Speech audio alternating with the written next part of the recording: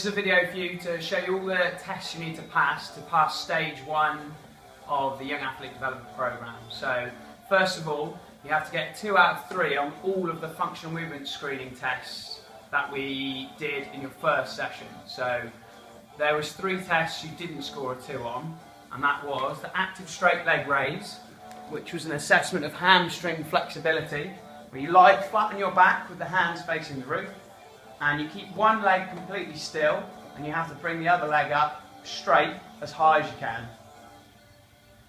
Okay, without moving this leg or bending this knee. Okay, on both sides. To score a 2 out of 3, the bottom of your heel has to go past the line of the knee on the other leg. Okay, so all the way back, down. Alright. The next one was the trunk stability push-up, which was an assessment of core strength. You're lying flat on the floor with your hands out just outside the shoulders, not out above the head, but opposite the shoulders, and you have to try and push the chest and the hips off the floor at the same time without the back arching. Okay, so you're trying not to let the back go into this position. Okay, straight up. The last one was the rotary stability, where you're on all fours with the knees directly under the hips and the hands directly under the shoulders. Okay, and you go opposite leg, opposite arm, all the way out straight, and meet back in the middle. Okay, and the same on the other side. Okay, the next 2 tests are to assess your ability to control the squat and the push-up at moderate loads, not too heavy, but enough load to make it a little bit of a challenge. The first one is the goblet squat, which we worked on in your first session. You've actually pretty much got this nailed. It will just be a little bit of coaching, a little bit of strengthening. It won't take you long to get this one. So the kettlebell's held up at the chin. Alternatively, you can use a dumbbell. Feet just outside shoulder width apart. And as you squat down, the weight should stay on the heels and the knees should stay aligned out over the toes, not dipping inwards in a flat-footed position. Okay, squat down to thighs parallel to the floor. Squeeze through the heels, squeeze the bum. Okay, and as we discussed, the angle of the shin here should be similar to the angle of the torso at the bottom of the movement. So here rather than down here. Okay, and the next one is the push-up. And the bar, in terms of resistance, has to be at mid-thigh level. So for me, this is about right. Hands just outside shoulder width apart. And the bar should go to just below the chest, and the chest should touch against the bar.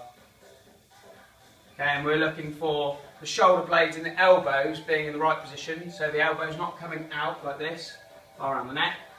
Elbows 45 degrees to the body, bar hitting you just below the chest. And the hips and the chest should be moving together. Okay, like this, rather than like this. Or like this. Back arching.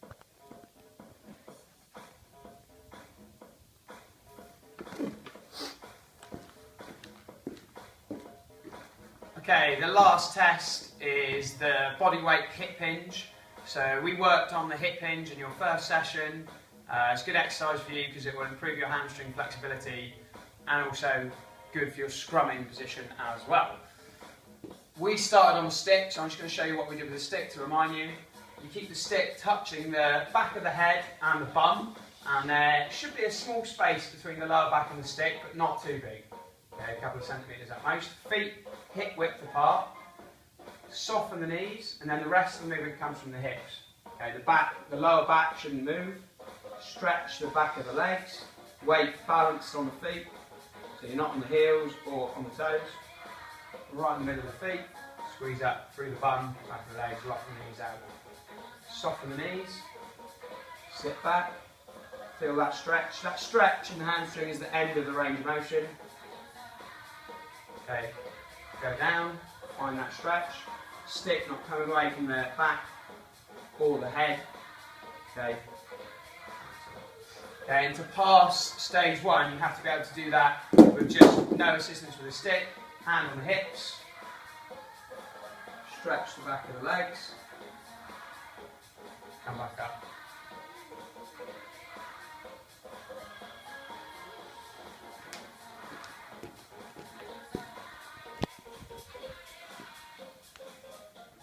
The next test is a TRX row, which is the opposite of a push-up, and here we're looking at shoulder stability and the ability to control the shoulders as you pull your weight upwards.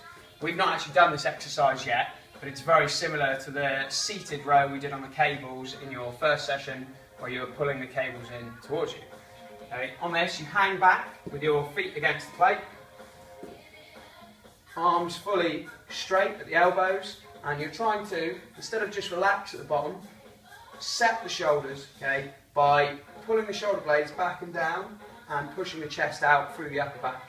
From there, you pull in, trying to keep the shoulder blades tipping back and down rather than rolling forward and letting the chest collapse. Okay, back to a set position, pull in, back to a set position,